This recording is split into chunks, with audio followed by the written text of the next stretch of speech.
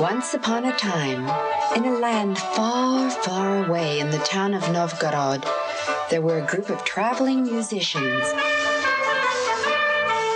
They entertained people at the marketplace with their music and songs.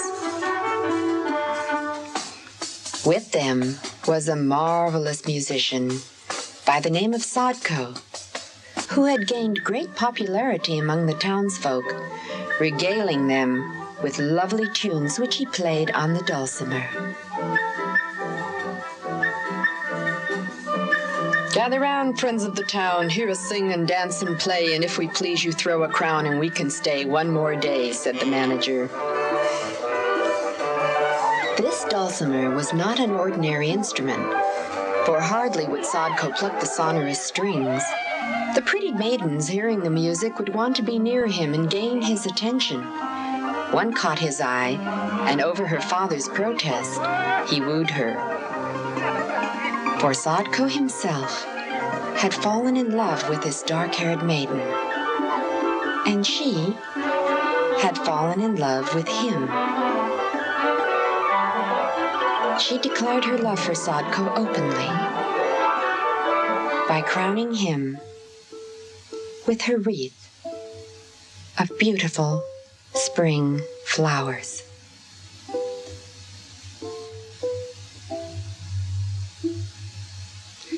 Sadko was filled with joy, and his musicians played on.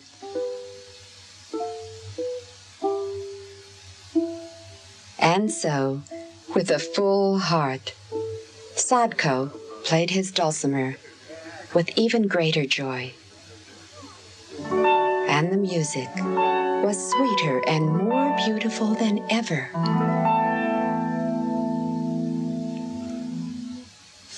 The local merchants so enjoyed the music that they insisted Sadko join them at their daily feasts. "Come, Sadko, play for us at our table," they said. "Yes, we have wine and sweets, and even gifts." Sadko was quite flattered, and, overwhelmed by their flattery, agreed to join them. Alas, the dark-haired maiden who pledged her love to him was left all alone. At the banquet room, Sadko indeed was treated to wine and fine foods, sweets and gifts of gold.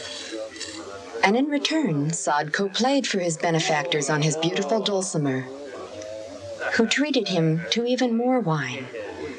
And the feasts continued, day after day. One night, the merchants began boasting. One boasted of his riches,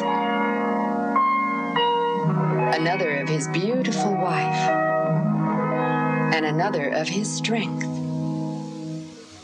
And the wine flowed freely.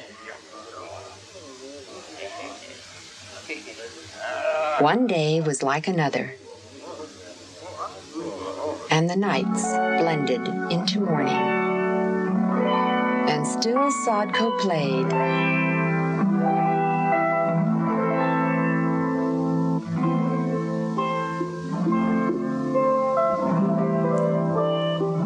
The city slept quietly, but the feast in the banquet room continued.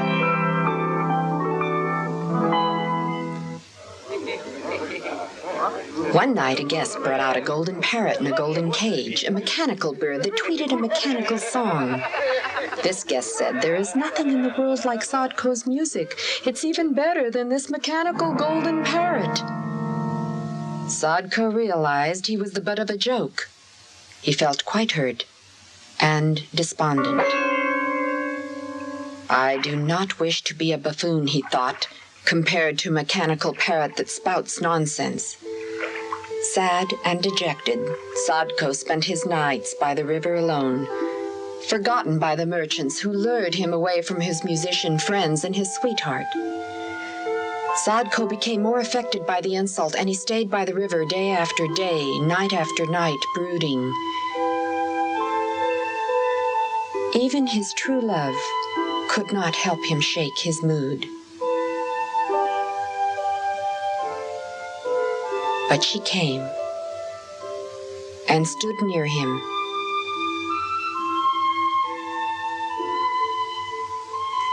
Beneath the blue waters, the king of the sea felt quite sad, for this king used to hear the sounds of Sadko's dulcimer, and he was charmed by the beauty of the music.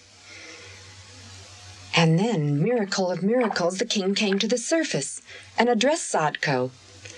"Never have I heard anyone play like you," he cried. "Never has a dulcimer given such sweet melodious sounds to the ear. Please, Sadko, give me your dulcimer, and in return I will give you a valuable gift of gold. You'll be the richest man in Novgorod, and all you have to do is bet your head that you will catch a fish with a golden fin, in the Ilmen Lake, and then you can take vengeance for the insults the merchants dealt to you." Sadko's sweetheart asked him not to listen to such words and begged him not to give up his greatest treasure, his dulcimer. But Sadko wanted his revenge so much he allowed his dulcimer to sink into the waters with the king of the sea.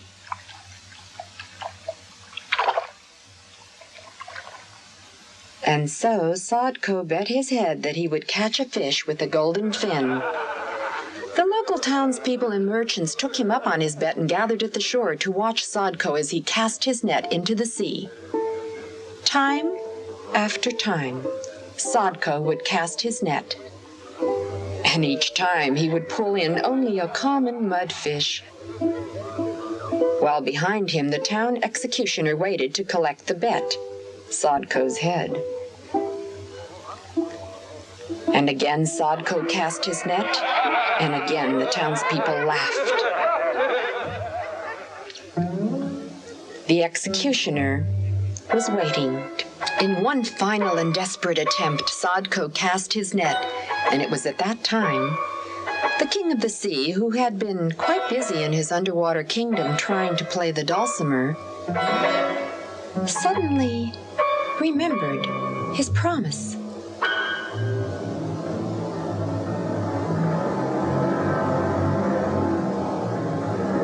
As the net dragged along the bottom, the king made sure that the promise was fulfilled. When Sadko's net came up, lo, in it was a beautiful fish with a golden fin. Sadko won his bet.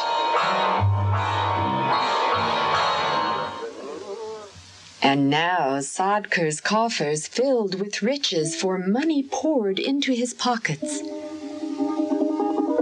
How excited everybody was over Sadko's bet. Sadko had become a rich man.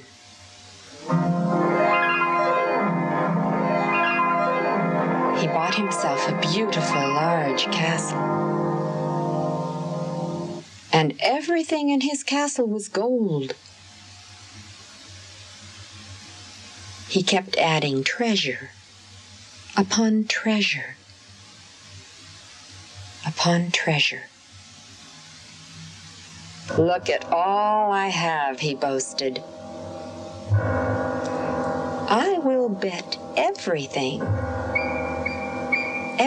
that you have, that none of you can compete with me."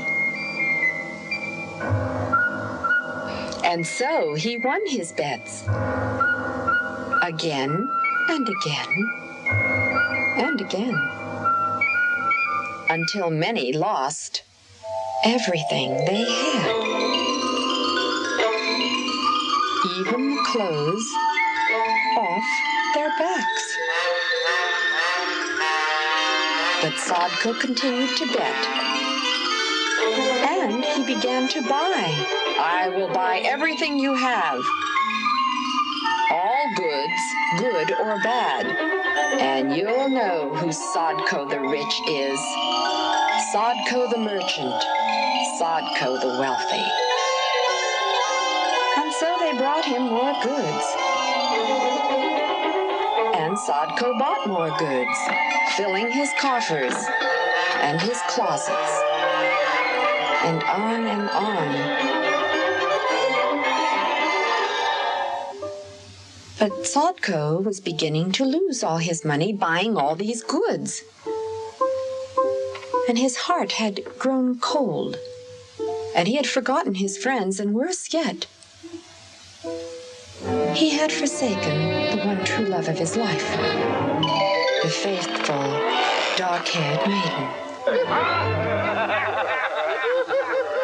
One day, Sadko's joy began to fade, for he realized his friends were no longer near him, and his true love was not at his side.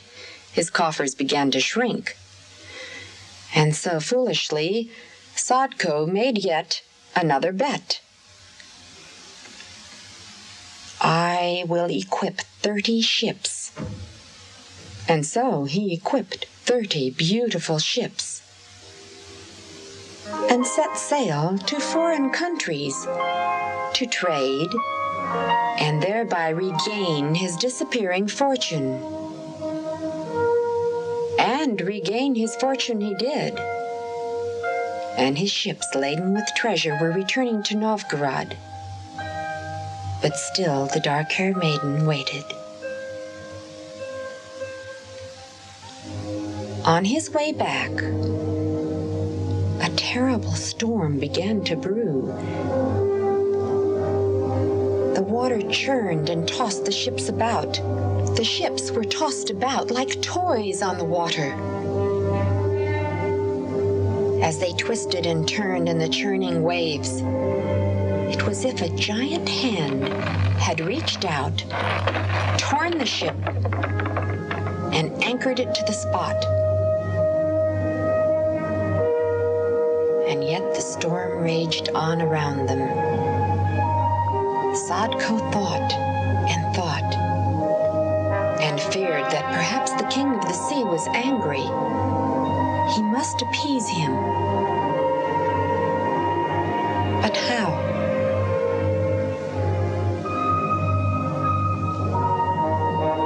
He then threw a huge barrel of gold coins into the waters as tribute. Still the tempest raged on.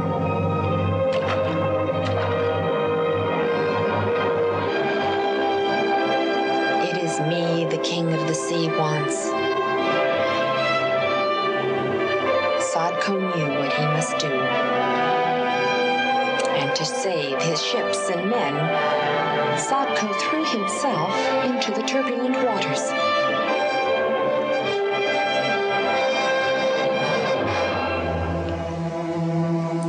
Down, down he floated to the sandy loam in the underwater kingdom, right before the underwater king.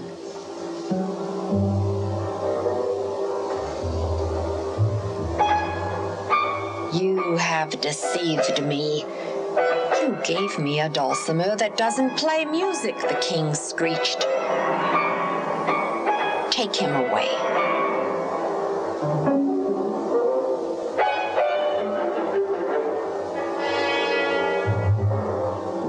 Undaunted, Sadko answered, "The dulcimer doesn't play by itself. One must have clever hands to play it." And so Sadko began to play it again. At the first sounds, the king of the sea was delighted.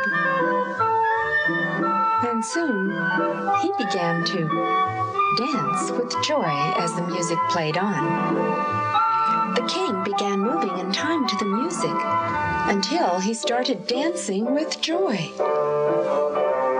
The other creatures of the sea joined him. And soon the dancing created such a disturbance that the waves began dashing the ships to pieces, sending their cargo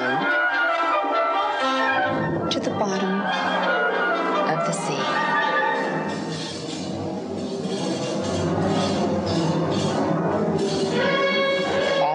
treasures had now reached the king of the sea again.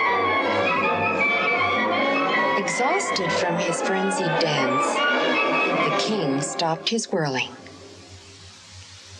The music ended, and the waters were quiet. The king looked about him and saw what riches had come down to him and what excitement Sadko's music had created. The king summoned his princesses before him and offered Sadko a reward for the joy that Sadko had given him. All the riches of the sea and a life in his kingdom forever. You can marry a sea princess. Choose any bride your heart desires, he offered. But meanwhile, at the shore, Sadko's true love waited and waited.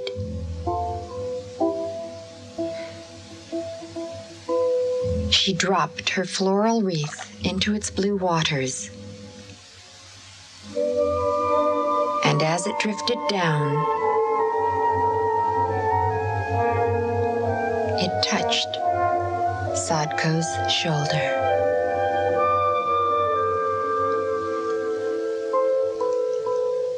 As if awakening from a dream, Sadko saw once again the face of his beloved dark-haired maiden. And he realized all too keenly what he had sacrificed. With one great effort, he forced himself to the surface. His beloved, seeing his struggles, threw herself into the sea. But together, with the power of their love, made it safely to shore.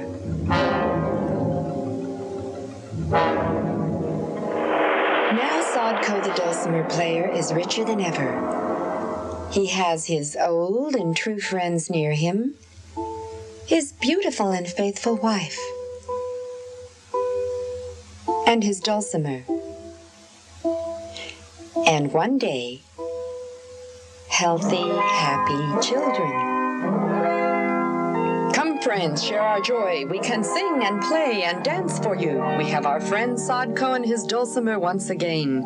Remember, all stories have an ending, and this is a happy ending that leads to a happy beginning.